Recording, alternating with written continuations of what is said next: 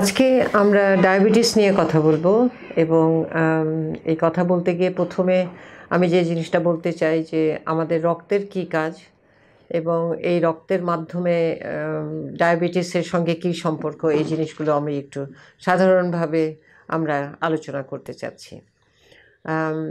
রক্তে রক্তের কাজটা কী তাহলে? রক্তের কাজ আমরা যেটা দেখছি যে রক্তের কাজ হলো আমাদের শরীরে নিয়মিত শক্তির যে যোগান দেওয়া, এছাড়া বায়ু প্রবাহটাকে শরীরের বিভিন্ন জায়গায় নিয়ে যাওয়া, অক্সিজেনটাকে নিয়ে আসা, শরীরের মধ্যে বিভিন্ন জায়গায় দেওয়া, তারপর তাপ নিয়ন্ত্রণ করা, বডির যে আমরা যে একটু উষ্ণ থাকি এই তাপটাকে নিয়ন্ত্রণ করা, আর হলো শরীরের মধ্যে যেসব অপ্রয়োজনীয় জিনিস আছে বা ওয়েস্ট প্রোডাক্ট আছে এটাকে বের করে দিতে সাহায্য করা। এটা হলো একটা রক্তের একদম মূল কাজগুলো। এখন রক্তের সঙ্গে ডায়াবেটিসের কী সম্পর্ক এটা আমাদের একটুখানি জানতে হবে, কেন আমরা যখন ডায়াবেটিস মাপি আমরা রক্তের মধ্যে মাপি। তাহলে রক্তের মধ্যে কী আসে যার জন্য আমরা বলি যে ডায়াবেটিস? রক্তের আরেকটা কাজ হলো যে আমরা যে খাদ্য খাই, বিভিন্ন ধরনের খাদ্য, এই খাদ্যটা রক্তের মাধ্যমে শরীরের বিভিন্ন কোষে গিয়ে পৌঁছায় এবং কোষগুলো তখন এই রক্ত মাধ্যমে যে খাদ্যটা পায় তার মাধ্যমে কোষ দিয়ে যেসব অর্গান তৈরি তারা তাদের কাজগুলো করতে থাকে। সুতরাং এটা একটা খুবই ইম্পর্টেন্ট। এবং আমরা খাদ্যের মধ্যে তো নানান ধরনের জিনিস খাই, তার মধ্যে শর্করা বা কার্বোহাইড্রেট একটা প্রধান খাদ্য আমাদের, বিশেষ করে আমাদের দেশে আমরা অনেক ভাত খাই, রুটি খাই, এগুলো সবই শর্করার মধ্যে পড়ে। তো এই শর্করা খাবার বা চিনি জাতীয়, এটাকে আমরা আবার যদি কনভার্ট করি তাহলে এটা চিনি বা সুগার জাতীয় খাবারের মধ্যে পড়ে এবং এইটা কোষের মধ্যে গিয়ে কোষের শক্তির উৎস হয়ে দাঁড়ায়।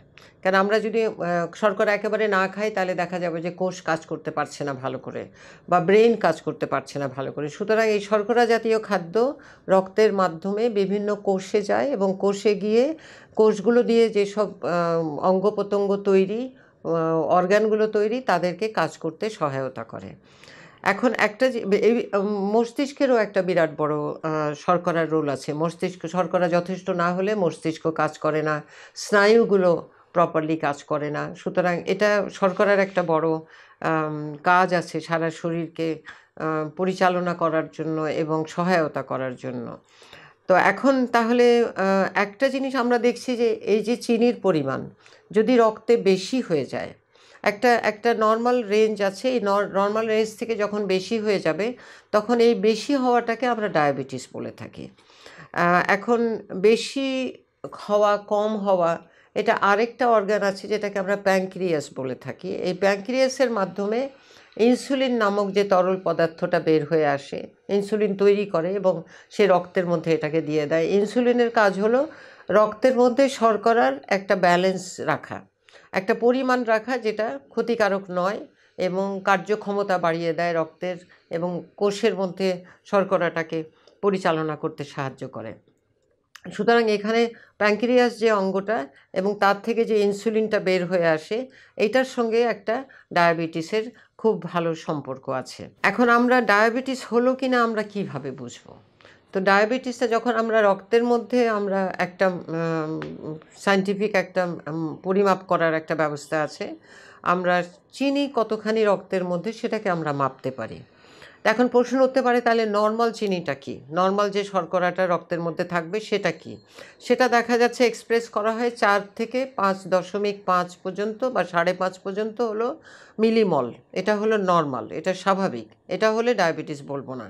কিন্তু এটা যদি আরেকটা হলো যে খাওয়ার আগে, এটা 4 থেকে 5.5 হলো খাওয়ার আগে বা খালি পেটে, আর খাওয়ার 2 ঘন্টা পরে হবে 7 মিলিমল। এটা হলো নর্মাল রেঞ্জ।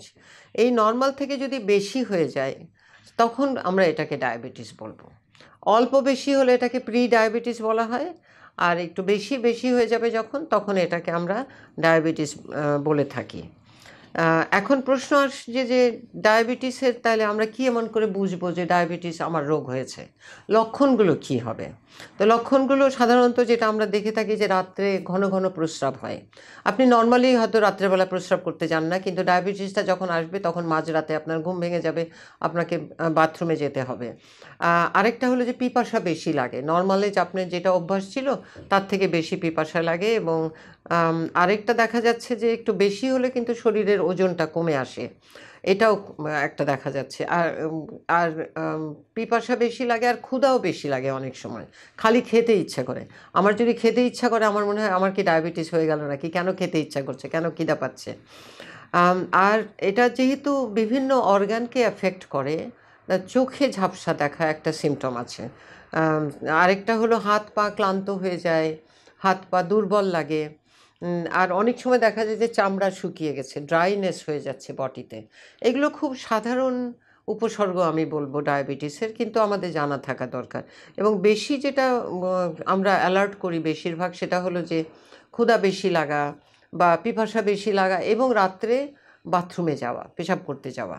এইটা একটু অ্যালার্ট হওয়ার মতো সিম্পটম আমি বলব।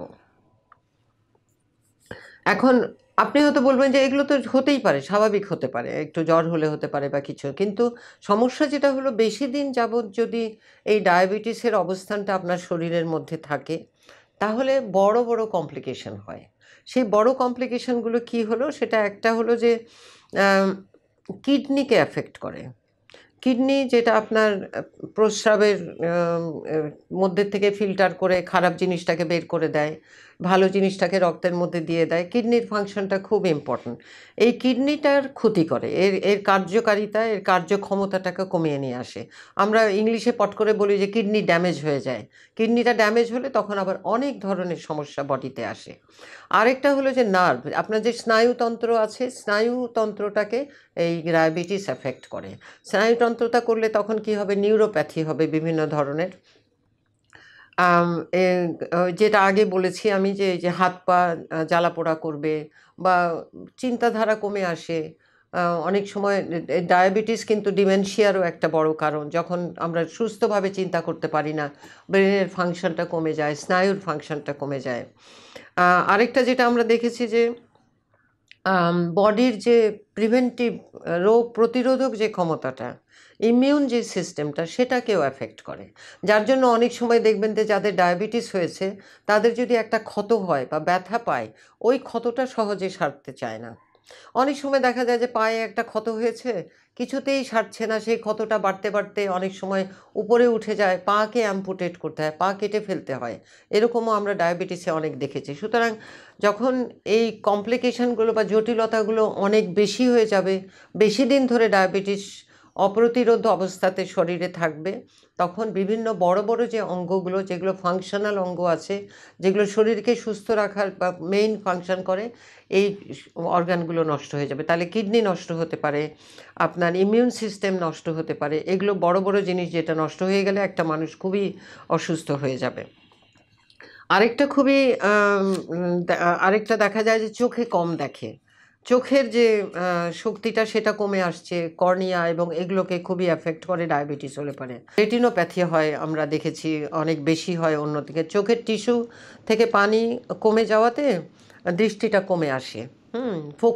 ফোকাস করতে পারে না একটা কোনো জিনিসের দিকে তাকালে পারে।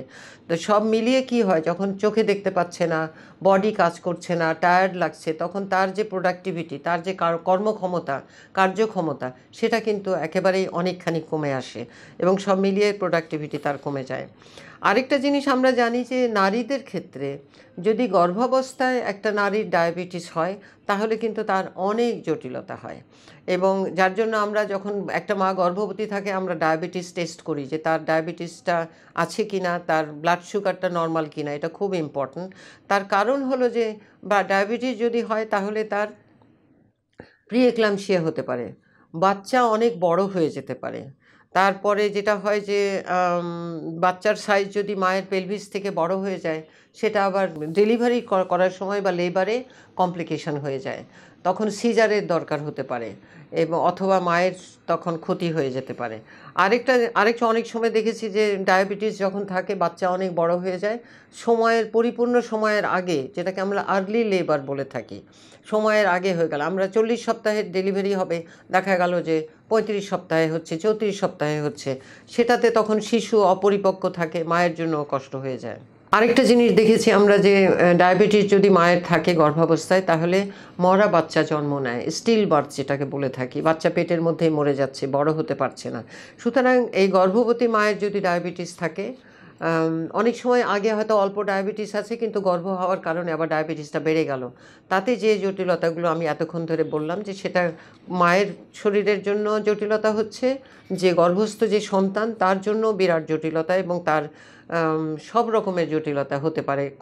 এটা একটা বড় জিনিস আমাদের সবারই জানা উচিত। আম, সেই জন্য আমাদের যেটা করা উচিত, যে একটা বয়সের পরে 30-35-এর পরে আমাদের ডায়াবেটিসের টেস্ট করা দরকার। আমি যে নর্মাল আছি এটা জানা আমার জন্য দরকার।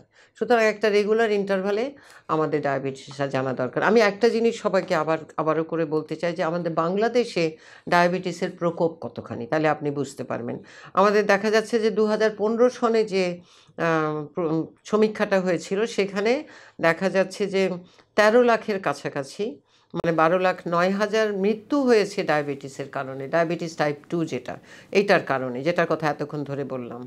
আরেকটা হচ্ছে সারা দেশে 7.1 মিলিয়ন বা 71 লাখ মানুষ ডায়াবেটিসে ভুগছে। 71 লাখ মানুষ কিন্তু কম নয়, বিরাট আচ্ছা। আবার যারা জানে তারা এই সংখ্যাটা হলো, তারা জানে যে আমার ডায়াবেটিস আছে, কিন্তু ডায়াবেটিস আছে কি না জানে না, আনডায়াগনোজ যেটাকে বলে থাকি, এইরকম সংখ্যা প্রায় 37 লাখের মতো। ডায়াবেটিস নিয়ে ঘুরছে ফিরছে, অসুস্থ ফিল করছে, কিন্তু ডায়াবেটিস টেস্ট করেনি, জানেও না যে ডায়াবেটিস আছে কি না, সেটা হলো 37 লাখ। 71 লাখ জানে ডায়াবেটিস আছে, এই ডায়াবেটিস নিয়ে তারা চলছে, চিকিৎসা করাচ্ছে। আর আরেকটা হচ্ছে যে প্রায় 13 লাখের মতো মৃত্যু হয় ডায়াবেটিস প্রতি বছর। সুতরাং এটা একটা বিরাট একটা ধ্বংসকারী রোগ আমি বলবো, যেটা মানুষের জীবনকে ক্ষয় করে দেয়। তার পরিবারের উপরে ইফেক্ট আছে, তারপরে তো চিকিৎসার জন্য অর্থ সংকুলান করতে হয়। যার যদি কমপ্লিকেশন হয়ে অন্য বড় অঙ্গকে করে, যেমন কিডনি বলছি, নিউরোপ্যাথি বলছি, ডিমেনশিয়া বলছি, হার্টের কন্ডিশনের কথা বলছি, হৃদরোগ হয়ে যেতে পারে, এগুলো যখন হয় তখন কিন্তু খরচের পরিমাণ অনেক বেশি বেড়ে যায়। সুতরাং এটা একটা, আমি বলবো যে শরীর ধ্বংসকারী একটা রোগ, যেটার ব্যাপারে আমাদের খুবই সচেতন থাকতে হবে। এটাকে আমাদের ইগনোর করলে হবে না, অবজ্ঞা করলে হবে না। আমাদের 35-এর পরে আমার মনে হয়, আরও কম বয়সে যে হয় না তা না, কম বয়সেরও হয়, কিন্তু 35-এর পরে এটার প্রকোপ অনেক বেশি বেড়ে যায়। সেজন্য আমাদের রুটিন ডায়াবেটিস আছে কি নাই, আমি ডায়াবেটিসে ভুগি না, এই জিনিসটা আমার জেনে নিতে হবে, এবং ডায়াবেটিসের রেগুলার পরীক্ষা করতে হবে।